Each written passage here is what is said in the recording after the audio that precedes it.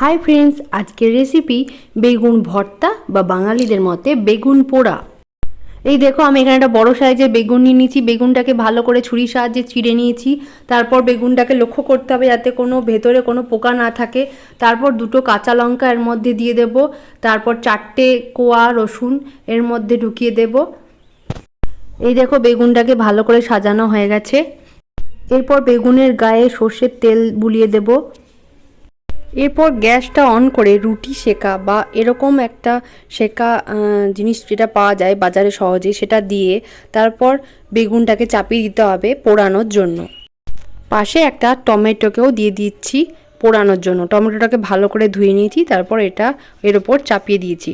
তারপর কিছুক্ষণ বাদেই হালকা লঙ্কাটা যখন পুড়ে যাবে তখন লঙ্কাটাকে ছাড়িয়ে নিতে হবে। লঙ্কাটাকে বেশি পোড়ালে হবে না, লঙ্কাটা যখন হালকা পুড়ে যাবে তখন একটা পাত্রের মধ্যে